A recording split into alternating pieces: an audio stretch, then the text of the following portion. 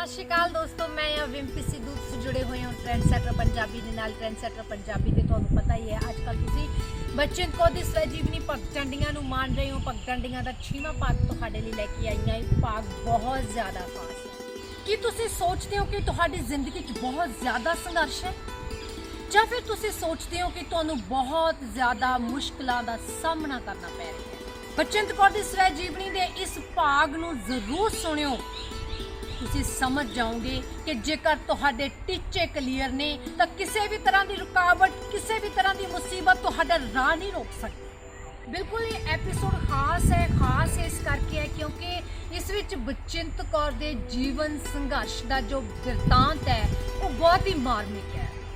ਮੈਂ ਤੁਹਾਨੂੰ ਸਾਰਿਆਂ ਨੂੰ ਗੁਜ਼ਾਰਿਸ਼ ਕਰਾਂਗੀ ਕਿ ਤੁਸੀਂ ਜੇਕਰ ਯਾਰ ਦੋਸਤ ਬੈਠੇ ਹੋ ਤਾਂ ਸਾਰਿਆਂ ਨੇ ਇਕੱਠਿਆਂ ਬੈਠ ਕੇ ਦੇਖਣਾ ਹੈ। ਜੇਕਰ ਪਰਿਵਾਰ ਦੇ ਵਿੱਚੋਂ ਤਾਂ ਆਪਣੇ ਪਰਿਵਾਰ ਦੇ ਵਿੱਚ ਬੈਠ ਕੇ ਦੇਖਣਾ ਹੈ, ਕਿਉਂਕਿ ਇਸ ਐਪੀਸੋਡ ਨੂੰ ਜੇਕਰ ਤੁਸੀਂ ਪੂਰਾ ਸੁਣੋਗੇ ਤਾਂ ਹੈਰਾਨ ਰਹਿ ਜਾਓਗੇ ਕਿ ਕਿਸੇ ਔਰਤ ਦੀ ਜ਼ਿੰਦਗੀ 'ਚ ਇੰਨਾ ਸੰਘਰਸ਼, ਇੰਨੀ ਲੜਾਈ ਤੇ ਉਸ ਨੂੰ ਸਰ ਕਰਨ ਦੀ ਹਿੰਮਤ। ਵਾਕਈ ਬਚਿੰਤ ਕੌਰ ਨੂੰ ਸਲੂਟ ਕਰਨਾ ਪੈਂਦਾ ਹੈ। ਇਸ ਅਧਿਆਇ ਦੇ ਅਖੀਰ ਵਿੱਚ ਮੈਂ 3 ਲੱਕੀ ਡਰਾ ਵੀ ਕੱਢਨੇ ਨੇ, ਜਿਹੜੇ ਕਿ ਪਿਛਲੇ ਐਪੀਸੋਡ ਦੇ ਵਿੱਚੋਂ ਮੈਂ 2 ਪ੍ਰਸ਼ਨ ਪੁੱਛੇ ਸਨ ਉਹਨਾਂ ਦੇ ਵਿੱਚ। ਸੋ ਤੁਸੀਂ ਪੂਰੇ ਐਪੀਸੋਡ ਨੂੰ ਬਹੁਤ ਹੀ ਇਕਾਗਰਤਾ ਦੇ ਨਾਲ, ਬਹੁਤ ਧਿਆਨ ਦੇ ਨਾਲ, ਬਹੁਤ ਹੀ ਆਨੰਦ ਦੇ ਨਾਲ ਮੰਨਣਾ ਹੈ। ਤਾਂ ਫਿਰ ਜ਼ਿਆਦਾ ਦੇਰੀ ਨਾ ਕਰਦੇ ਹੋਏ ਚੱਲਦੇ ਹਾਂ ਬਚਿੰਤ ਕੌਰ ਦੀ ਜੀਵਨ ਗਾਥਾ ਦੇ 6ਵੇਂ ਭਾਗ ਵੱਲ। ਪਿਆਰੇ ਦੋਸਤੋ, ਆਪਣੀ ਸਵੈਜੀਵਨੀ ਭਗਤ ਦਾ 6ਵਾਂ ਅਧਿਆਇ ਪਹੇ ਅਤੇ ਭਗਤ ਬਚਿੰਤ ਕੌਰ ਕੁਝ ਇਸ ਤਰ੍ਹਾਂ ਆਰੰਭ ਕਰਦੀ ਹੈ। ਦਿੱਲੀ ਆਉਣ ਤੋਂ 2-2.5 ਵਰ੍ਹੇ ਪਿੱਛੋਂ ਮੈਂ ਇੱਕ ਬੇਟੀ ਦੀ ਮਾਂ ਬਣ ਗਈ ਸਾਂ। ਅਜੇ ਉਹ 1.25 ਮਹੀਨੇ ਦੀ ਵੀ ਨਹੀਂ ਸੀ ਹੋਈ ਕਿ ਮੇਰੇ ਜੇਠ ਅਤੇ ਮੇਰੇ ਪਤੀ ਵਿਚਕਾਰ ਇੱਕ ਮਹਾਂਭਾਰਤ ਛਿੜ ਪਿਆ। ਇੱਕ ਸ਼ਾਮ ਜਦੋਂ ਮੈਂ ਤੇ ਮੇਰੀ ਸੱਸ ਬੱਚੇ ਨੂੰ ਬੰਗਾਲੀ ਡਾਕਟਰ ਕੋਲ ਦਿਖਾਉਣ ਲਈ ਗਈਆਂ ਹੋਈਆਂ ਸੀ ਤੇ ਮੇਰੇ ਸਹੁਰਾ ਸਾਹਿਬ ਅਜੇ ਕੰਮ ਤੋਂ ਘਰ ਨਹੀਂ ਸਨ ਮੁੜੇ, ਮੇਰੇ ਜੇਠ ਸਾਹਿਬ ਨੇ ਗੁੱਸੇ 'ਚ ਸਾਡੇ ਕਮਰੇ ਦੇ ਦੋਵੇਂ ਦਰਵਾਜ਼ੇ ਬੰਦ ਕਰਕੇ ਉੱਪਰੋਂ ਵੱਡੀਆਂ ਮੇਖਾਂ ਠੋਕ ਦਿੱਤੀਆਂ ਤਾਂ ਕਿ ਅਸੀਂ ਦੋਵੇਂ ਜੋੜੇ, ਸੱਸ ਸਹੁਰਾ, ਮੈਂ ਤੇ ਮੇਰਾ ਪਤੀ, ਉਹਨਾਂ ਦਾ ਸਰਕਾਰੀ ਕੁਆਟਰ ਛੱਡ ਕੇ ਬਾਹਰ ਕਿਧਰੇ ਕਿਰਾਏ ਉੱਤੇ ਜਾ ਕੇ ਰਹੀਏ। ਜਿਵੇਂ ਕਹਿੰਦੇ ਨੇ ਨਾ, ਘੁਮਿਆਰ ਦਾ ਘੁਮਿਆਰੀ ਤੇ ਤਾਂ ਜ਼ੋਰ ਨਹੀਂ ਚੱਲਦਾ ਤੇ ਉਹ ਗਧੇ ਨੇ ਕੁੱਟਣ ਲੱਗ ਜਾਂਦਾ ਹੈ। ਉਹੀ ਗੱਲ ਹੋਈ ਸੀ ਸਾਡੇ ਨਾਲ ਵੀ। ਮੇਰੇ ਪਤੀ ਉੱਤੇ ਤਾਂ ਉਹਨਾਂ ਦਾ ਜ਼ੋਰ ਹੀ ਨਾ ਚੱਲਿਆ। ਸਾਡੇ ਨਾਲ ਮਾਂ ਪਿਓ ਨੂੰ ਖਾਹ ਉਹਨਾਂ ਨੇ ਘਰੋਂ ਬਾਹਰ ਕੱਢ ਦਿੱਤਾ ਤੇ ਇਉਂ ਮੈਂ ਆਪਣੇ ਸੱਸ ਸਹੁਰੇ ਨਾਲ ਰਣਜੀਤ ਨਗਰ ਇੱਕ ਕਿਰਾਏ ਦੇ ਮਕਾਨ 'ਚ ਰਹਿਣ ਲੱਗ ਪਈ। ਜਦੋਂ ਮੇਰੇ ਪਤੀ ਨੇ ਆਪਣੀ ਘਰ ਗ੍ਰਸਤੀ ਸੰਭਾਲਣ ਦੀ ਜ਼ਿੰਮੇਵਾਰੀ ਆਪਣੇ ਉੱਤੇ ਨਾ ਹੀ ਲਈ ਤਾਂ ਮੇਰੇ ਸੱਸ ਸਹੁਰਾ ਵੀ ਸਾਨੂੰ ਇਕੱਲਿਆਂ ਨੂੰ ਛੱਡ ਕੇ ਪਿੰਡ ਚਲੇ ਗਏ। ਉਹਨਾਂ ਦਾ ਇੱਥੋਂ ਸਾਡੇ ਕੋਲੋਂ ਜਾਣ ਦਾ ਇੱਕੋ ਹੀ ਮਕਸਦ ਸੀ ਕਿ ਮੇਰੇ ਪਤੀ ਆਪਣੀ ਜ਼ਿੰਮੇਵਾਰੀ ਆਪ ਸੰਭਾਲਣ, ਪਰ ਐਸਾ ਕੁਝ ਵੀ ਨਹੀਂ ਸੀ ਹੋਇਆ। ਉਹਨਾਂ ਦੇ ਚਲੇ ਜਾਣ ਨਾਲ ਪਰੇਸ਼ਾਨੀ ਸਗੋਂ ਮੈਨੂੰ ਹੀ ਹੋਈ ਸੀ। ਮੇਰੇ ਪਤੀ ਦੀਆਂ ਜੋ ਆਦਤਾਂ ਸਨ ਉਹ ਉਹੀ ਰਹੀਆਂ। ਫਿਰ 2 ਵਰ੍ਹੇ ਹੋਰ ਬੀਤ ਜਾਣ ਪਿੱਛੋਂ ਮੇਰੇ ਬੇਟੇ ਕੁੱਕੀ ਦਾ ਜਨਮ ਪਟਿਆਲੇ ਨਾਨਕੇ ਘਰ ਹੋਇਆ ਤੇ ਮੈਂ ਲਗਾਤਾਰ 6 ਮਹੀਨੇ ਆਪਣੀ ਮਾਂ ਕੋਲ ਪਟਿਆਲੇ ਹੀ ਰਹੀ। ਮੇਰਾ ਇਹ ਹਾਲ ਸੁਣ ਮੇਰੇ ਸੱਸ ਸਹੁਰਾ ਮੁੜ ਦਿੱਲੀ ਆ ਗਏ ਤੇ ਮੈਨੂੰ ਵੀ ਪਟਿਆਲਿਓਂ ਬੱਚਿਆਂ ਸਮੇਤ ਬੁਲਾ ਲਿਆ।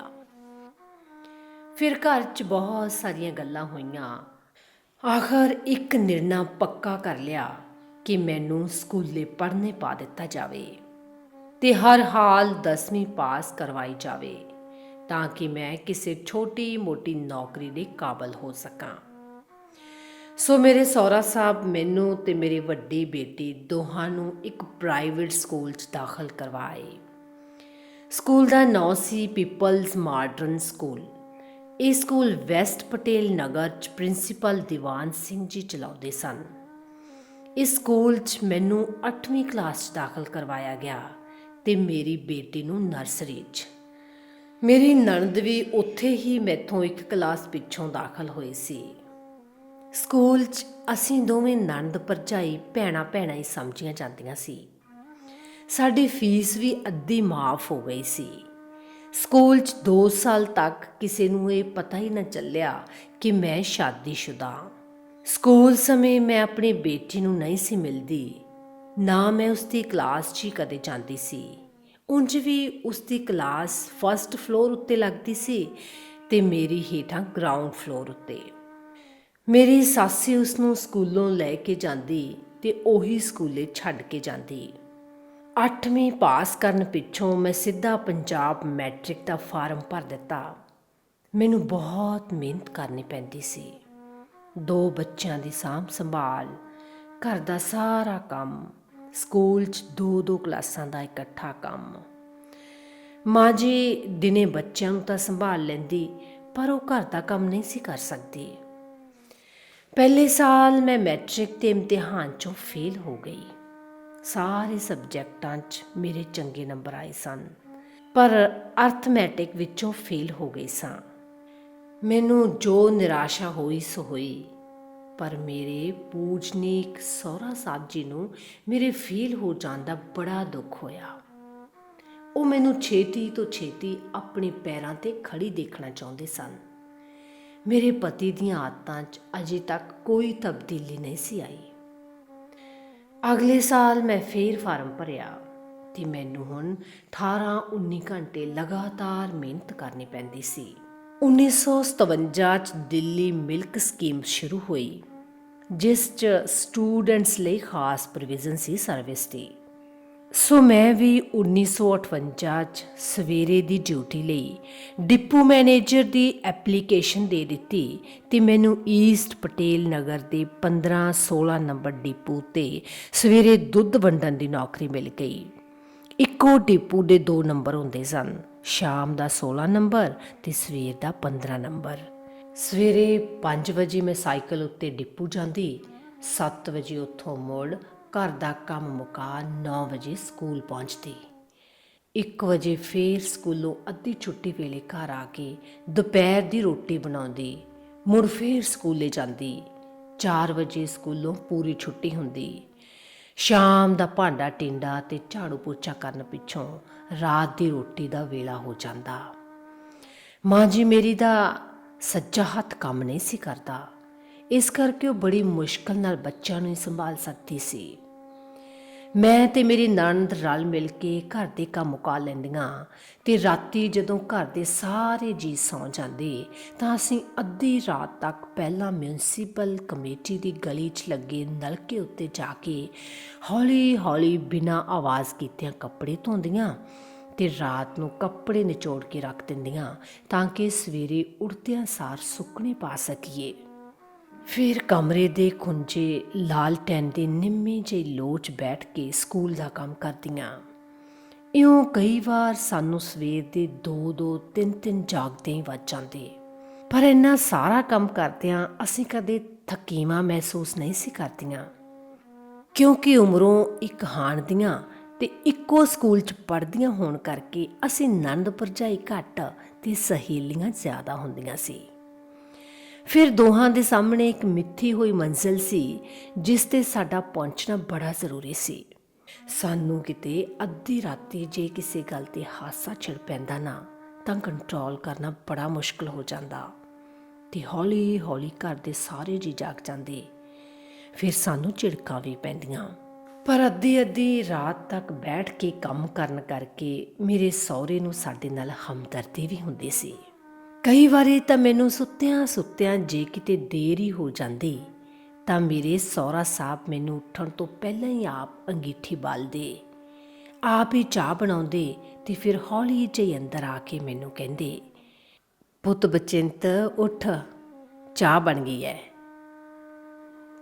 ਦੇਖ ਡਿਪੂ ਤੇ ਜਾਣ ਦਾ ਵੇਲਾ ਹੋ ਗਿਆ, ਉੱਠੋ ਛੇਤੀ, ਨਹੀਂ ਤਾਂ ਲੋਕੀ ਰੌਲਾ ਪਾਉਣਗੇ ਦੁੱਧ ਲੈਣ ਵਾਲੇ। ਇਹ ਉਹ ਡਿਪੂ ਸੀ ਜਿੱਥੇ ਮੈਂ ਪਹਿਲੀ ਵਾਰੀ ਕਹਾਣੀਕਾਰ ਅਜੀਤ ਕੌਰ ਨੂੰ ਦੇਖਿਆ ਸੀ। ਇੱਕੋ ਡਿਪੂ ਤੇ ਮੈਂ ਤੇ ਮੇਰੀ ਨਣਦ ਬਹੁਤ ਚਿਰ ਤੱਕ ਇਕੱਠੀਆਂ ਕੰਮ ਕਰਦੀਆਂ ਰਹੀਆਂ। ਉਹ ਡਿਪੂ ਅਸਿਸਟੈਂਟ ਸੀ, ਮੈਂ ਡਿਪੂ ਮੈਨੇਜਰ। ਮੈਨੂੰ 50 ਰੁਪਏ ਮਹੀਨੇ ਦੇ ਮਿਲਦੇ ਸਨ ਤੇ ਉਸਨੂੰ 25 ਰੁਪਏ। ਇਉਂ ਜ਼ਿੰਦਗੀ ਦੇ ਦਿਨ ਲੰਘਦੇ ਗਏ। ਅਗਲੇ ਵਰੇ ਯਾਨੀ 1959 'ਚ ਮੈਂ ਮੈਟ੍ਰਿਕ 'ਚੋਂ ਪਾਸ ਹੋ ਗਈ। ਜਿਸ ਦਿਨ ਰਿਜ਼ਲਟ ਨਿਕਲਣਾ ਸੀ, ਮੇਰੇ ਬਾਈ ਜੀ ਯਾਨੀ ਕਿ ਸਹੁਰਾ ਸਾਹਿਬ ਸਾਰੀ ਰਾਤ ਜਾਗਦੇ ਰਹੇ। 2 ਵਜੇ ਅਖਬਾਰ ਮਿਲਿਆ ਅਤੇ ਮੇਰਾ ਰੋਲ ਨੰਬਰ ਅਖਬਾਰ 'ਚ ਦੇਖ ਕੇ ਜੋ ਖੁਸ਼ੀ ਉਹਨਾਂ ਨੂੰ ਹੋਈ, ਮੈਂ ਬਿਆਨ ਹੀ ਨਹੀਂ ਕਰ ਸਕਦੀ। ਇਸ ਖੁਸ਼ੀ ਦਾ ਵੱਡਾ ਕਾਰਨ ਇਹ ਵੀ ਸੀ ਕਿ ਇਸ ਵਾਰ ਤਾਂ ਮੇਰੇ ਪਾਸ ਹੋਣ ਦੀ ਘਰਦਿਆਂ ਨੂੰ ਉੱਕਾ ਹੀ ਆਸ ਨਹੀਂ ਸੀ, ਕਿਉਂਕਿ ਇਮਤਿਹਾਨ 'ਚ ਬੈਠਣ ਸਮੇਂ ਮੇਰੀ ਗੋਦੀ ਮੇਰੀ ਬੇਟੀ ਕਮਲ ਅਜੇ ਮਸਾਂ 2 ਮਹੀਨੇ ਦੀ ਸੀ। ਇਸ ਹਾਲ 'ਚ ਨਾ ਤਾਂ ਮੈਂ ਕਈ ਮਹੀਨਿਆਂ ਤੱਕ ਸਕੂਲ ਹੀ ਜਾ ਸਕੀ, ਨਾ ਹੀ ਘਰ ਇਮਤਿਹਾਨ ਦੀ ਪੂਰੀ ਤਿਆਰੀ ਹੀ ਕਰ ਸਕੀ ਸੀ। ਪਰ ਮੇਰੀ ਮਿਹਨਤ ਰਾਸ ਆ ਗਈ। ਮੇਰੀ ਮਨਾ ਕਰਦਿਆਂ ਵੀ ਬਾਈ ਜੀ ਨੇ ਲੱਡੂ ਲਿਆਂਦੇ ਤੇ ਸਾਰੇ ਗੁਆਂਢ 'ਚ ਵੰਡੇ। ਕਮਲ ਬੇਟੀ ਅਜੇ 3 ਮਹੀਨੇ ਦੀ ਹੋਈ ਸੀ ਕਿ ਮੈਂ ਟਾਈਪ ਸਿੱਖਣੀ ਸ਼ੁਰੂ ਕਰ ਦਿੱਤੀ। ਫਿਰ ਟੈਲੀਫੋਨ ਆਪਰੇਟਰ ਦੀ ਈਸਟਰਨ ਕੋਰਟ ਤੋਂ 3 ਮਹੀਨੇ ਦੀ ਟ੍ਰੇਨਿੰਗ ਵੀ ਕੀਤੀ ਤੇ ਇੰਪਲਾਇਮੈਂਟ ਦਰਿਆਗੰਜ 'ਚ ਨਾਂ ਵੀ ਦਰਜ ਕਰਵਾਇਆ। ਉੱਥੇ ਵੀ ਟੈਸਟ ਪਾਸ ਕਰਨਾ ਪੈਂਦਾ ਸੀ, ਆਪਰੇਟਰ ਦੀ ਨੌਕਰੀ ਲਈ ਵੀ ਤੇ ਟਾਈਪਿਸਟ ਦੀ ਨੌਕਰੀ ਲਈ ਵੀ। ਮੈਂ ਟੈਲੀਫੋਨ ਆਪਰੇਟਰ ਦਾ ਟੈਸਟ ਪਾਸ ਕਰ ਲਿਆ। ਬਹੁਤ ਸਾਰੀਆਂ ਕਾਲਾਂ ਵੀ ਆਈਆਂ, ਪਰ ਸਰਕਾਰੀ ਨੌਕਰੀ ਨਾ ਮਿਲੀ। ਇੰਪਲਾਇਮੈਂਟ ਐਕਸਚੇਂਜ ਜਾਂਦਿਆਂ ਮੇਰੀਆਂ ਜੁੱਤੀਆਂ ਕੱਸ ਗਈਆਂ, ਪਰ ਸਫਲਤਾ ਕਿਧਰੇ ਵੀ ਨਾ ਮਿਲੀ। ਹਰ ਥਾਂ ਸਿਫਾਰਿਸ਼ ਦੀ ਲੋੜ ਹੁੰਦੀ ਸੀ, ਜੋ ਮੈਂ ਕਦੇ ਨਹੀਂ ਸੀ ਲਗਾ ਸਕਦੀ। ਨਾ ਹੀ ਮੇਰੇ ਘਰਦਿਆਂ ਨੂੰ ਇੰਨਾ ਖਿਆਲ ਸੀ ਕਿ ਬਿਨਾਂ ਸਿਫਾਰਿਸ਼ ਤੋਂ ਕਦੇ ਨੌਕਰੀ ਨਹੀਂ ਮਿਲਦੀ, ਚਾਹੇ ਲੱਖ ਟੈਸਟ ਪਾਸ ਕਰੀ ਜਾਵਾਂ। ਨਾ ਹੀ ਇਸ ਗੱਲ ਦਾ ਮੈਨੂੰ ਹੀ ਪਤਾ ਸੀ। ਆਖਰ 1960 'ਚ ਜਦੋਂ ਮੈਂ ਰਣਜੀਤ ਨਗਰ ਤੋਂ ਦਰਿਆਗੰਜ ਇੰਪਲਾਇਮੈਂਟ ਐਕਸਚੇਂਜ ਤੱਕ ਬਾਈਸਾਈਕਲ ਚਲਾ ਕੇ ਜਾਂਦੀ ਹਾਰ ਗਈ, ਤਾਂ ਮੈਂ ਇੱਕ ਪ੍ਰਾਈਵੇਟ ਨੌਕਰੀ ਲਈ ਐਪਲੀਕੇਸ਼ਨ ਦੇ ਦਿੱਤੀ, ਜੋ ਸੇਲਸ ਗਰਲ ਦੀ ਨੌਕਰੀ ਸੀ। ਅਜਮਲ ਖਾਨ ਰੋਡ ਉੱਤੇ ਵਰਾਈਟਵੇਜ਼ ਵਾਲਿਆਂ ਦਾ ਨਵਾਂ ਇੱਕ ਵੱਡਾ ਸ਼ੋਰੂਮ ਖੁੱਲ੍ਹਿਆ ਸੀ, ਰੈਡੀਮੇਡ ਗਾਰਮੈਂਟਸ ਦਾ, ਜਿਸ ਉੱਤੇ ਬ੍ਰੇਜ਼ੀਅਰ ਤੇ ਅੰਡਰਵੇਅਰ ਜ਼ਿਆਦਾ ਵਿਕਦੇ ਸਨ। ਮੈਂ ਅਪਲਾਈ ਕੀਤਾ ਤੇ ਮੈਨੂੰ ਇਹ ਨੌਕਰੀ ਮਿਲ ਗਈ, ਕਿਉਂਕਿ ਹੋਰ ਕੋਈ ਲੇਡੀ ਕੈਂਡੀਡੇਟ ਇਸ ਨੌਕਰੀ ਲਈ ਆਈ ਹੋਈ ਨਹੀਂ ਸੀ। ਖੈਰ, ਮੈਨੂੰ ਹਰ ਹਾਲ 'ਚ ਨੌਕਰੀ ਚਾਹੀਦੀ ਸੀ ਤੇ ਨਾਲੇ ਰਣਜੀਤ ਨਗਰ ਤੋਂ ਮੇਰਾ ਇੱਕ ਸਿੰਧੀ ਬਜ਼ੁਰਗ ਗੁਆਂਢੀ ਵੀ ਇਸ ਫਾਰਮ 'ਚ ਕਲਰਕ ਦੀ ਨੌਕਰੀ ਕਰਦਾ ਸੀ। ਉਸਨੇ ਭਰੋਸਾ ਦਿਵਾਇਆ ਸੀ ਮੈਨੂੰ, ਬੀਬਾ ਫਾਰਮ ਦੇ ਮਾਲਕ ਬੜੇ ਚੰਗੇ ਬੰਦੇ ਨੇ, ਹੈ ਵੀ ਸਰਦਾਰ ਲੋਕ, ਤੂੰ ਉੱਥੇ ਜ਼ਰੂਰ ਜੁਆਇਨ ਕਰ ਲੈ। ਮੈਂ ਜੁਆਇਨ ਤਾਂ ਕਰ ਲਿਆ ਕਿਉਂਕਿ ਮੇਰੇ ਬਜ਼ੁਰਗ ਪਿਤਾ ਯਾਨੀ ਕਿ ਸਹੁਰਾ ਸਾਹਿਬ ਜੀ ਦੀ ਇੱਛਾ ਸੀ ਕਿ ਮੈਂ ਛੇਤੀ ਤੋਂ ਛੇਤੀ ਕਿਸੇ ਕੰਮ 'ਤੇ ਲੱਗ ਜਾਵਾਂ, ਤਾਂ ਕਿ ਉਹਨਾਂ ਨੂੰ ਭਰੋਸਾ ਹੋ ਜਾਵੇ ਕਿ ਉਹਨਾਂ ਦੇ ਪੋਤੇ ਪੋਤੀਆਂ ਦੇ ਮੂੰਹ 'ਚ ਚੋਗਾ ਪੈਂਦਾ ਰਹੇਗਾ। ਉਹਨਾਂ ਦਿਨਾਂ 'ਚ ਦਿੱਲੀ ਦੇ ਕਿਸੇ ਵੀ ਬਾਜ਼ਾਰ 'ਚ ਸੇਲਸ ਗਰਲ ਰੱਖਣ ਦਾ ਕੋਈ ਰਿਵਾਜ਼ ਨਹੀਂ ਸੀ ਪਿਆ।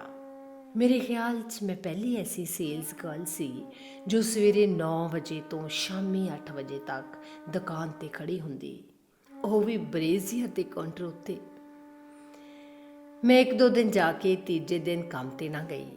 ਇੱਕ ਤਾਂ ਮੈਂ ਸਵੇਰੇ ਡਿਪੂ 'ਤੇ ਜਾਂਦੀ ਸੀ, ਫਿਰ ਘਰ ਦਾ ਕੰਮ ਕਰਕੇ 9 ਵਜੇ ਵਰਾਈਟਵੇਜ਼ ਵਾਲਿਆਂ ਦੇ ਸ਼ੋਰੂਮ 'ਤੇ ਪਹੁੰਚਣਾ ਹੁੰਦਾ ਸੀ। ਸਾਰਾ ਦਿਨ ਖੜੀ ਅੱਡੀ ਉਹ ਲੋਕ ਮੈਥੋਂ ਕੰਮ ਲੈਂਦੇ। ਉਹਨਾਂ ਦੇ ਅਸੂਲ ਅਨੁਸਾਰ ਜੇਕਰ ਦੁਕਾਨ 'ਚ ਕੋਈ ਗਾਹਕ ਨਹੀਂ ਤਾਂ ਪਿੱਛੋਂ ਅਲਮਾਰੀਆਂ 'ਚੋਂ ਸਟਾਕ ਉਤਾਰ ਕੇ ਸਾਫ਼ ਕਰਦੇ ਰਹੋ, ਨਵੇਂ ਲਿਫਾਫੇ ਬਦਲੋ, ਪੁਰਾਣੇ ਲਾਹ ਸਿੱਟੋ, ਪਰ ਵਿਹਲੇ ਨਾ ਬੈਠੋ। ਖਾਲੀ ਬੈਠਣ ਨਾਲ ਗਾਹਕ ਬਾਹਰੋਂ ਦੇਖ ਕੇ ਹੀ ਮੁੜ ਜਾਂਦਾ ਹੈ। ਅਤੇ ਉਦੋਂ ਸਾਡਾ ਲੰਚ ਟਾਈਮ ਵੀ ਅੱਧਾ ਘੰਟਾ ਹੀ ਹੁੰਦਾ ਸੀ। ਸਵੇਰੇ 4 ਵਜੇ ਮੈਂ ਜਾਗਦੀ, ਪਹਿਲਾਂ ਡਿਪੂ, ਫਿਰ ਘਰ, ਫਿਰ ਸ਼ੋਰੂਮ। ਮੁੜ ਰਾਤ ਦੇ 8-9 ਵਜੇ ਜਦੋਂ ਘਰ ਮੁੜਦੀ ਤਾਂ ਘਰ ਦੇ ਪੂਰਾ ਆਸਰਾ ਪਾਲਦੇ। ਸ਼ਾਮ ਦੇ ਕੰਮ ਨੂੰ 1.5-2 ਘੰਟੇ ਜ਼ਰੂਰ ਲੱਗ ਜਾਂਦੇ ਸਨ। ਮੈਂ ਬੁਰੀ ਤਰ੍ਹਾਂ ਥੱਕ ਜਾਂਦੀ ਸੀ। ਉੱਤੋਂ ਬੱਚਿਆਂ ਨੂੰ ਸਾਂਭਣਾ।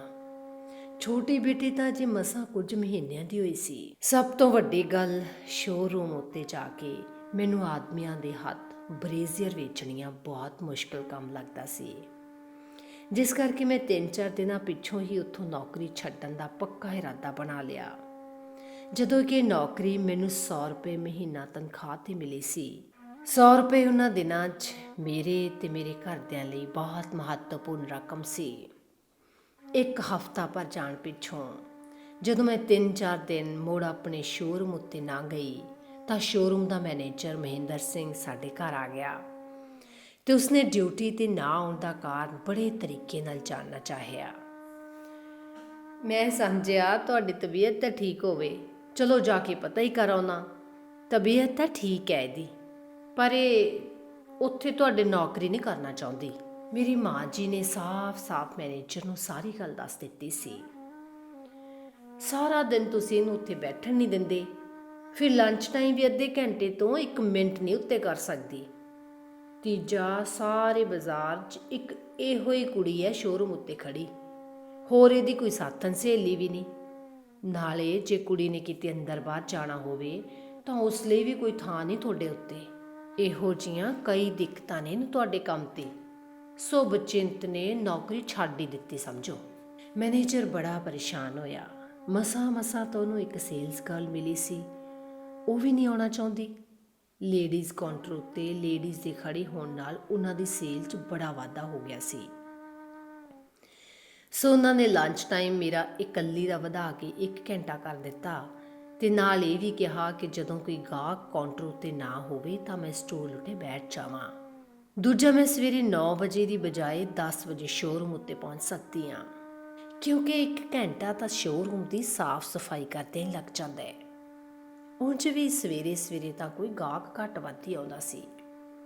ਇਉਂ ਲੇਲੇ ਪੇਪੇ ਲਾ ਕੇ ਉਸ ਮੈਨੇਜਰ ਨੇ ਮੈਨੂੰ ਤੇ ਮੇਰੇ ਘਰਦਿਆਂ ਨੂੰ ਵਡਿਆ ਲਿਆ। ਖਾਸ ਗੱਲ ਕਿ ਘਰ 'ਚ ਪੈਸੇ ਤੋਂ ਤੰਗੀ ਸੀ। ਸੋ ਮੈਂ ਮੁੜ ਅਗਲੇ ਹਫ਼ਤੇ ਤੋਂ ਭਰੇ ਬਾਜ਼ਾਰ 'ਚ ਸਾਰਾ ਦਿਨ ਲੇਡੀਜ਼ ਕਾਊਂਟਰ ਉੱਤੇ ਬ੍ਰੇਜ਼ੀਅਰ ਪੈਡ, ਲੇਡੀਜ਼ ਅੰਡਰਵੀਅਰ, ਕਾਰ ਸੇਟ ਤੇ ਲੇਡੀਜ਼ ਦੀਆਂ ਕਈ ਹੋਰ ਆਈਟਮਾਂ ਵੇਚਣ ਦੀ ਇਹ ਨੌਕਰੀ ਕਬੂਲ ਕਰ ਲਈ ਸੀ। ਸਵੇਰੇ 9 ਵਜੇ ਘਰੋਂ ਨਿਕਲਦੀ ਤੇ ਸ਼ਾਮੀ 8 ਵਜੇ ਘਰ ਪਹੁੰਚਦੀ। ਇਹਨਾਂ ਸਭ ਕੁਝ ਕਰਨ ਪਿੱਛੋਂ ਆਖਰ ਤਾਂ ਮੈਨੂੰ 150 ਰੁਪਇਆ ਹੀ ਮਹੀਨਾ ਮਿਲਦਾ ਸੀ। 50 ਰੁਪਏ ਡਿਪੂ ਤੋਂ ਤੇ 100 ਰੁਪਇਆ ਵਰਾਈਟੀਜ਼ ਦੇ ਸ਼ੋਰੂਮ ਤੋਂ। ਮੇਰੇ 3 ਬੱਚੇ ਸਨ। 100 ਰੁਪਏ ਨਾਲ ਗੁਜ਼ਾਰਾ ਬਹੁਤ ਔਖਾ ਸੀ। ਸਰਕਾਰੀ ਨੌਕਰੀ ਲਈ ਮੈਂ ਹਰ ਰੋਜ਼ ਅਰਜ਼ੀਆਂ ਲਿਖਦੀ। ਐਮਪਲਾਇਮੈਂਟ ਐਕਸਚੇਂਜ ਤੋਂ ਵੀ ਕਾਲਾਂ ਆਉਂਦੀਆਂ, ਪਰ ਕਿਧਰੇ ਕੋਈ ਕੰਮ ਨਾ ਬਣਿਆ। ਆਖਰ ਅੱਗੇ ਪੜ੍ਹਨ ਲਈ ਸੋਚਿਆ। ਉਨੀ ਦਿਨੀ ਗੁਰਦੁਆਰਾ ਰੋਡ ਉੱਤੇ ਨਾਟਕਕਾਰ ਹਰਚਰਨ ਸਿੰਘ ਆਪਣਾ ਇੱਕ ਪ੍ਰਾਈਵੇਟ ਗਿਆਨੀ ਦਾ ਈਸਟਰਨ ਪੰਜਾਬੀ ਕਾਲਜ ਚਲਾਉਂਦੇ ਸਨ। ਸੋ ਮੈਂ ਬ੍ਰਾਈਟਵੇਜ਼ ਵਾਲਿਆਂ ਤੋਂ 6 ਤੋਂ 7 1 ਘੰਟੇ ਦੀ ਛੁੱਟੀ ਦੀ ਆਗਿਆ ਲੈ ਕੇ ਉਹ ਕਾਲਜ ਜੁਆਇਨ ਕਰ ਲਿਆ ਤੇ ਗਿਆਨੀ 'ਚ ਦਾਖਲ ਹੋ ਗਈ। ਇਮਤਿਹਾਨ ਨਾਲ 4-5 ਮਹੀਨੇ ਰਹਿੰਦੇ ਸਨ। ਮੈਂ ਬਿਨਾਂ ਪੱਕੀ ਤਿਆਰੀ ਕੀਤਿਆਂ ਹੀ ਇਮਤਿਹਾਨ 'ਚ ਬੈਠ ਗਈ। ਨਤੀਜਾ ਉਹੀ ਹੋਇਆ, ਯਾਨੀ ਮੈਂ ਫੇਲ ਹੋ ਗਈ। ਗਿਆਨੀ ਦੀ ਪੜ੍ਹਾਈ ਲਈ ਦਿਨ 'ਚ ਘੱਟ ਤੋਂ ਘੱਟ 2-3 ਘੰਟੇ ਪੜ੍ਹਨਾ ਜ਼ਰੂਰੀ ਸੀ, ਪਰ ਮੈਂ ਮਸਾਂ ਉਨਾ ਹੀ ਪੜ੍ਹਦੀ ਸੀ ਜਿੰਨਾ ਕਾਲਜ 'ਚ ਪੜ੍ਹਾਇਆ ਜਾਂਦਾ ਸੀ। ਰਾਤ ਨੂੰ ਘਰ ਆ ਕੇ ਤਾਂ ਪੜ੍ਹਨ ਦਾ ਸਵਾਲ ਹੀ ਪੈਦਾ ਨਹੀਂ ਸੀ ਹੁੰਦਾ। ਨਾ ਹੀ ਉਹਨੇ ਦਿਨ ਸਾਡੇ ਘਰ ਬਿਜਲੀ ਲੱਗੀ ਹੋਈ ਸੀ। ਅਸੀਂ ਤਾਂ ਅੱਡ ਹੋਣ ਪਿੱਛੋਂ 1968 ਤੱਕ ਦਿੱਲੀ 'ਚ ਰਹਿੰਦੇ ਹੋਏ ਲਾਲਟੈਨ ਬਾਲਦੇ ਰਹੇ ਸੀ। ਮਕਾਨ ਮਾਲਕ ਨੇ ਸਾਨੂੰ ਬਿਜਲੀ ਲਗਵਾਉਣ ਦੀ ਮਨਾਹੀ ਕਰ ਰੱਖੀ ਸੀ, ਕਿਉਂਕਿ ਅਸੀਂ ਉਸ ਮਕਾਨ ਦਾ ਕਿਰਾਇਆ ਸਿਰਫ 15 ਰੁਪਏ ਦਿੰਦੇ ਸੀ ਤੇ ਉਹ ਇੰਨੇ ਘੱਟ ਕਿਰਾਏ ਕਾਰਨ ਸਾਨੂੰ ਉੱਥੋਂ ਕੱਢਣਾ ਚਾਹੁੰਦਾ ਸੀ, ਜਾਂ ਫਿਰ ਅਸੀਂ ਕਿਰਾਇਆ ਵਧਾਈਏ। ਅਸੀਂ ਉਸ ਘਰ 'ਚ 17-18 ਸਾਲ ਬਿਨਾਂ ਬਿਜਲੀ ਤੋਂ ਗੁਜ਼ਾਰਾ ਕੀਤਾ। ਬਿਜਲੀ ਸਾਡੇ ਘਰ ਉਦੋਂ ਆਈ ਜਦੋਂ ਮੈਂ 1968 'ਚ BA ਦਾ ਇਮਤਿਹਾਨ ਪਾਸ ਕਰ ਲਿਆ ਸੀ। ਖੈਰ, ਜਿਵੇਂ ਕਿਵੇਂ 1962 'ਚ ਦੂਜੀ ਵਾਰੀ ਇਮਤਿਹਾਨ ਦੇ ਕੇ ਮੈਂ ਗਿਆਨੀ ਵੀ ਪਾਸ ਕਰ ਲਈ ਸੀ। ਇੱਕ ਵਾਰੀ ਟੈਲੀਫੋਨ ਆਪਰੇਟਰਸ ਦੀਆਂ ਬਹੁਤ ਸਾਰੀਆਂ ਵੈਕੈਂਸੀਆਂ ਈਸਟਰਨ ਕੋਰਟ 'ਚ ਨਿਕਲੀਆਂ। ਮੈਨੂੰ ਕਾਲ ਵੀ ਆਈ ਤੇ ਪਾਰਟ ਟਾਈਮ ਲਈ ਮੇਰੀ ਸਿਲੈਕਸ਼ਨ ਹੋ ਗਈ, ਕਿਉਂਕਿ ਉਹਨਾਂ ਨੂੰ ਬਹੁਤ ਸਾਰੇ ਟੈਲੀਫੋਨ ਆਪਰੇਟਰਸ ਦੀ ਲੋੜ ਸੀ। ਉਹਨੇ ਦਿਨੇ PNT ਡਿਪਾਰਟਮੈਂਟ ਨੇ 1 ਮਹੀਨੇ ਲਈ ਹੜਤਾਲ ਕਰ ਰੱਖੀ ਸੀ। ਉਸ ਵੇਲੇ ਤਾਂ ਉਹਨਾਂ ਨੇ ਮੈਨੂੰ ਰੱਖ ਲਿਆ, ਪਰ ਜਦੋਂ ਉਹਨਾਂ ਦੀ ਕੈਂਡੀਡੇਟਸ ਨੂੰ ਪਰਮਾਨੈਂਟ ਕਰਨ ਦੀ ਵਾਰੀ ਆਈ ਤਾਂ ਉਹਨਾਂ ਮੈਨੂੰ ਨੌਕਰੀ ਤੋਂ ਵਾਂਝਾ ਕਰ ਦਿੱਤਾ, ਕਿਉਂਕਿ ਮੈਂ ਮੈਟ੍ਰਿਕ 'ਚ ਹਿੰਦੀ ਨਹੀਂ ਸੀ ਲਈ ਹੋਈ ਤੇ ਮੈਨੂੰ ਇਹ ਕਿਹਾ ਗਿਆ ਕਿ ਮੈਂ ਇੱਕ ਸਬਜੈਕਟ ਹਿੰਦੀ ਦੀ ਮੈਟ੍ਰਿਕ ਪਾਸ ਕਰ ਲਵਾਂ, ਫਿਰ ਮੈਨੂੰ ਮੁੜ ਪੱਕੇ ਤੌਰ 'ਤੇ ਆਪਰੇਟਰ ਦੀ ਜਾਬ ਦੇ ਦਿੱਤੀ ਜਾਵੇਗੀ। ਮੈਂ ਹਿੰਦੀ ਦੇ ਇੱਕ ਸਬਜੈਕਟ ਲਈ ਮੈਟ੍ਰਿਕ ਦਾ ਫਾਰਮ ਫਿਰ ਭਰ ਦਿੱਤਾ ਤੇ ਹਿੰਦੀ ਦਾ ਇਮਤਿਹਾਨ ਪਾਸ ਕਰ ਲਿਆ। ਪਰ ਜਦੋਂ ਮੈਂ ਪੀਐਨਟੀ ਡਿਪਾਰਟਮੈਂਟ ਗਈ ਤਾਂ ਉਹਨਾਂ ਨੇ ਸਾਫ਼ ਇਨਕਾਰ ਕਰਦਿਆਂ ਕਿਹਾ ਕਿ ਹੁਣ ਇੱਥੇ ਕੋਈ ਪੋਸਟ ਖਾਲੀ ਨਹੀਂ। ਇਸ ਗੱਲ ਦਾ ਮੈਨੂੰ ਬੇਹੱਦ ਦੁੱਖ ਹੋਇਆ। ਸਾਰੀ ਰਾਤ ਮੈਂ ਜਾਗਦਿਆਂ ਗੁਜ਼ਾਰੀ ਤੇ ਰੱਬ ਨੂੰ ਲੱਖ ਲੱਖ ਤਾਨੇ ਮੇੜੇ ਮਾਰੇ। ਬੁਰੀ ਤਰ੍ਹਾਂ ਕੋਸਿਆ ਸੀ ਮੈਂ। ਹੇ ਰੱਬਾ, ਇੱਕ ਤਾਂ ਮੈਂ ਘਰੋਂ ਇੰਨੀ ਤੰਗ ਆਂ, ਬੱਚੇ ਮੇਰੇ ਰੁਲਦੇ ਨੇ, ਸਾਰਾ ਦਿਨ ਮੈਂ ਉਹਨਾਂ ਦਾ ਮੂੰਹ ਨਹੀਂ ਦੇਖ ਪਾਉਂਦੀ। ਦਿਨੇ ਰਾਤ ਮੈਂ ਕੋਲੂ ਦੇ ਬੈਲ ਵਾਂਗ ਕੰਮ 'ਚ ਜੁਟੀ ਰਹਿੰਦੀ ਹਾਂ। ਸਵੇਰੇ 4 ਵਜੇ ਤੋਂ ਲੈ ਕੇ ਰਾਤੀ 11 ਵਜੇ ਤੱਕ ਖੜੀ ਲੱਤ ਮੈਂ ਕੰਮ ਕਰਦੀ ਹਾਂ। ਤੈਨੂੰ ਅਜੇ ਵੀ ਮੇਰੀ ਤੇ ਦਇਆ ਨਹੀਂ ਆਉਂਦੀ? ਕਈ ਵਾਰ ਤਾਂ ਮੈਂ ਰੋਣ ਹਾਕੀ ਹੋ ਜਾਂਦੀ ਤੇ ਬੱਚਿਆਂ ਨੂੰ ਖਾਹ ਕੁੱਟਦੀ ਮਾਰਦੀ। ਆਪਣੇ ਮਾਪਿਆਂ ਨੂੰ ਕੋਸਦੀ ਜਿਨ੍ਹਾਂ ਨੇ ਬਿਨਾਂ ਕੁਝ ਸੋਚੇ ਸਮਝੇ, ਬਿਨਾਂ ਦੇਖੇ ਭਾਲੇ ਇੰਨੀ ਛੋਟੀ ਉਮਰ 'ਚ ਮੇਰਾ ਵਿਆਹ ਕਰ ਦਿੱਤਾ ਸੀ। ਮੇਰਾ ਕੋਈ ਵੀ ਭੈਣ ਭਾਈ ਉਨੀ ਦਿਨੇ ਦਿੱਲੀ 'ਚ ਨਹੀਂ ਸੀ ਰਹਿੰਦਾ ਜਿਸ ਨੂੰ ਮੈਂ ਆਪਣਾ ਦੁੱਖ ਜਾ ਕੇ ਦੱਸ ਸਕਦੀ। ਜਿਵੇਂ ਕਿਵੇਂ ਬ੍ਰਾਈਟਵੇਜ਼ ਵਾਲਿਆਂ ਨੇ ਸਾਲ ਪਿੱਛੋਂ ਮੇਰੇ 10 ਰੁਪਏ ਤਨਖਾਹ ਦੇ ਵਧਾਏ ਸਨ, ਪਰ ਮਿਲਕ ਸਕੀਮ ਵਾਲਿਆਂ ਨੂੰ ਜਦੋਂ ਇਹ ਪਤਾ ਲੱਗਿਆ ਕਿ ਹੁਣ ਮੈਂ ਸਟੂਡੈਂਟ ਨਹੀਂ ਰਹੀ ਤਾਂ ਉਹਨਾਂ ਨੇ ਮੈਨੂੰ ਡਿਪੂ ਦੀ ਨੌਕਰੀ ਤੋਂ ਟਰਮੀਨੇਟ ਕਰ ਦਿੱਤਾ, ਕਿਉਂਕਿ ਉੱਥੇ ਸਕੂਲ ਫੀਸ ਦੀ ਰਸੀਦ ਦਿਖਾਉਣੀ ਪੈਂਦੀ ਸੀ। ਇੱਕ ਪਾਸੇ 10 ਰੁਪਏ ਮਹੀਨੇ ਦੇ ਵਧੇ ਤੇ ਦੂਜੇ ਪਾਸੇ 50 ਰੁਪਏ ਦੀ ਨੌਕਰੀ ਚਲੀ ਗਈ। ਇਹ ਨੌਕਰੀ ਮੇਰੀ ਬਚ ਸਕਦੀ ਸੀ ਜੇਕਰ ਮੈਂ ਕਿਸੇ ਪ੍ਰਾਈਵੇਟ ਸਕੂਲ ਕਾਲਜ ਦੀ ਝੂਠੀ ਮੂਠੀ ਰਸੀਦ ਲਿਆ ਕੇ ਉਹਨਾਂ ਨੂੰ ਦੇ ਦਿੰਦੀ, ਪਰ ਉਦੋਂ ਇਸ ਸਭ ਕਾਸੇ ਬਾਰੇ ਮੈਨੂੰ ਕੁਝ ਪਤਾ ਹੀ ਨਹੀਂ ਸੀ। ਜਿਸ ਦਿਨ 50 ਰੁਪਏ ਦੀ ਨੌਕਰੀ ਚਲੀ ਗਈ ਨਾ, ਉਸ ਰਾਤ ਪਲ ਭਰ ਵੀ ਮੇਰੀ ਅੱਖ ਨਹੀਂ ਸੀ ਲੱਗੀ। ਉਹ ਮੇਰੇ ਲਈ ਕਹਿਰ ਭਰੀ ਰਾਤ ਸੀ। ਉਸ ਦਿਨ ਮੈਨੂੰ ਯਾਦ ਹੈ, ਮੈਂ ਘਰ ਆ ਕੇ ਆਪਣੀ ਵੱਡੀ ਬੇਟੀ ਬਬਲੀ ਨੂੰ ਖਾਮਖਾ ਉਸ ਦੀ ਨਿੱਕੀ ਜਿਹੀ ਭੁੱਲ ਪਿੱਛੇ ਅੰਤਾਂ ਦਾ ਮਾਰਿਆ ਸੀ ਤੇ ਪਿੱਛੋਂ ਆਪ ਵੀ ਬਹੁਤ ਰੋਈ ਸਾਂ ਤੇ ਕੁਝ ਖਾਦੇ ਪੀਤੇ ਬਗੈਰ ਹੀ ਬਾਹਰ ਵਿਹੜੇ 'ਚ ਮੰਜੇ ਤੇ ਜਾ ਕੇ ਲੇਟ ਗਈ। ਪਰ ਨੀਂਦ ਭਲਾ ਕਿਵੇਂ ਆਉਣੀ ਸੀ? 50 ਰੁਪਏ ਦੀ ਨੌਕਰੀ ਲਈ ਤਾਂ ਮੇਰੇ ਕੁੱਲ 2-2.5 ਘੰਟੇ ਰੋਜ਼ ਲੱਗਦੇ ਸਨ, ਪਰ ਦੂਜੇ ਪਾਸੇ ਬ੍ਰਾਈਟਵੇਜ਼ ਦੀ 100 ਰੁਪਏ ਦੀ ਨੌਕਰੀ ਲਈ ਮੈਨੂੰ ਸਾਰਾ ਦਿਨ 8 ਘੰਟੇ ਲਗਾਤਾਰ ਭਰੇ ਬਾਜ਼ਾਰ 'ਚ ਖੜਾ ਹੋਣਾ ਪੈਂਦਾ ਸੀ ਤੇ ਨਾਲੇ ਗਾਹਕਾਂ ਕੋਲੋਂ ਕਿੰਨਾ ਕੁਝ ਸੁਣਨਾ ਵੀ ਪੈਂਦਾ ਸੀ। ਮਰਦੀ ਕੀ ਨਾ ਕਰਦੀ, ਨੌਕਰੀ ਤਾਂ ਮੈਂ ਹਰ ਹਾਲ 'ਚ ਕਰਨੀ ਸੀ, ਸਰਕਾਰੀ ਨਹੀਂ ਤਾਂ ਪ੍ਰਾਈਵੇਟ।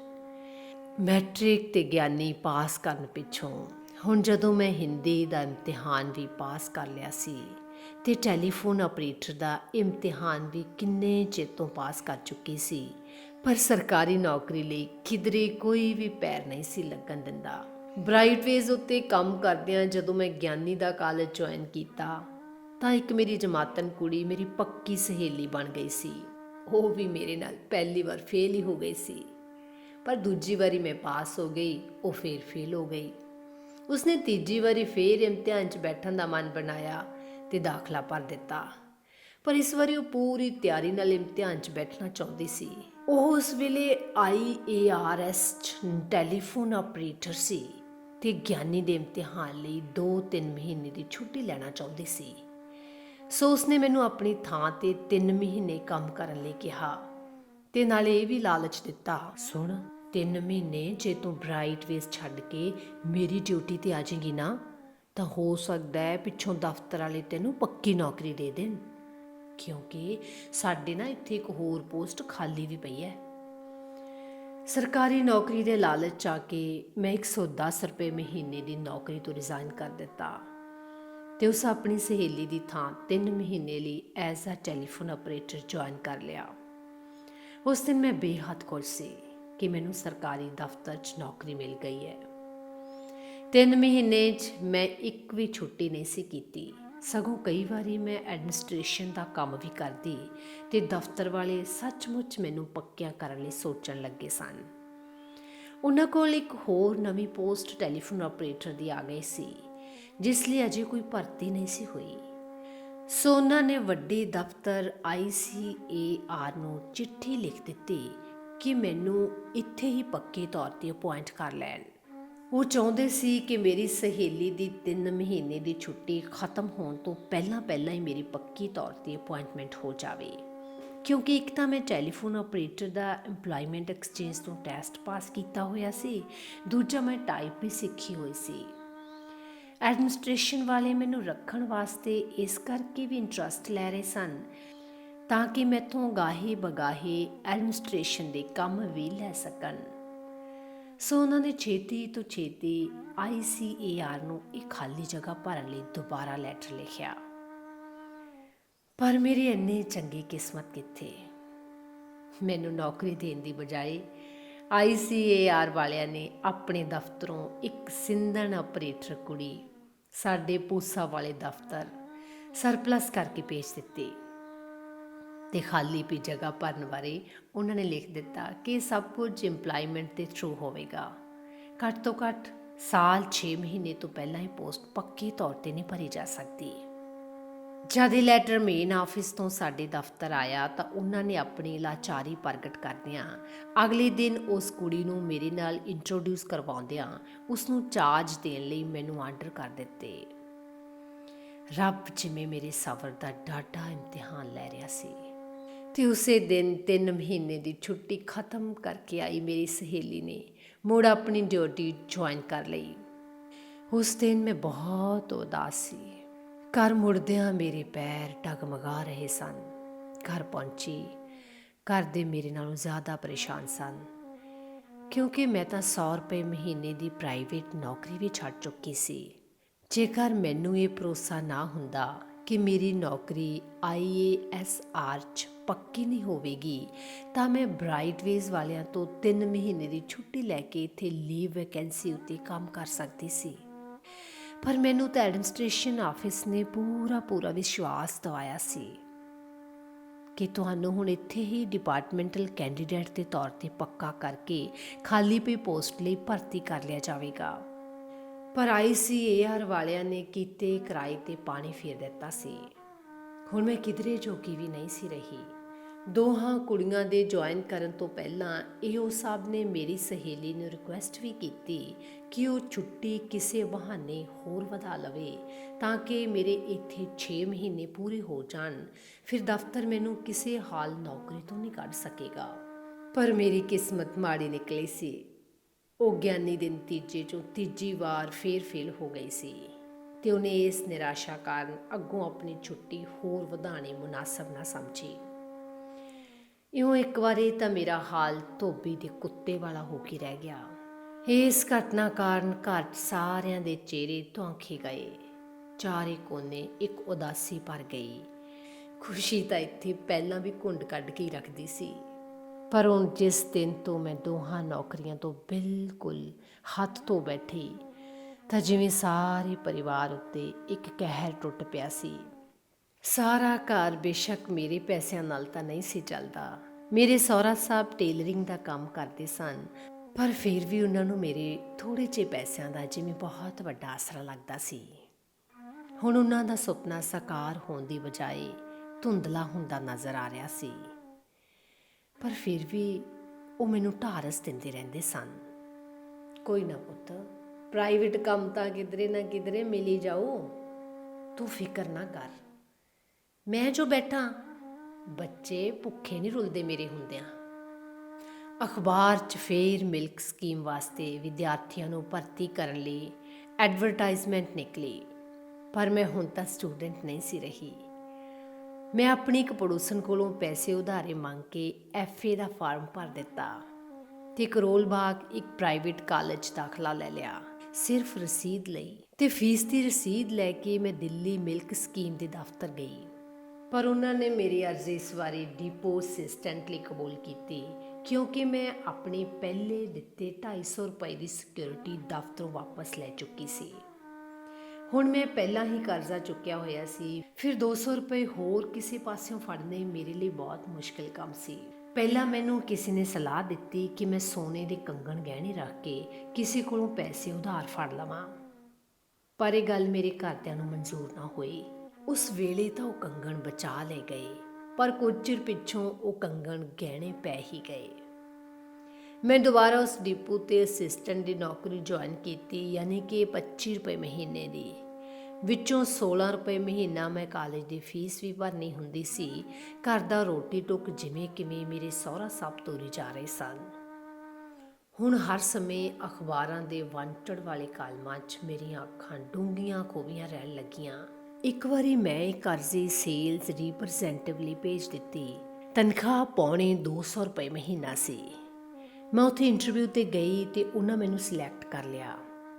ਇਹ ਇੱਕ ਪ੍ਰਾਈਵੇਟ ਫਰਮ ਸੀ, ਗੁਰਦੁਆਰਾ ਰੋਡ ਦੀ ਇੱਕ ਭੀੜੀ ਜਿਹੀ ਗਲੀ ਜਿਸ ਦਾ ਦਫ਼ਤਰ ਸੀ।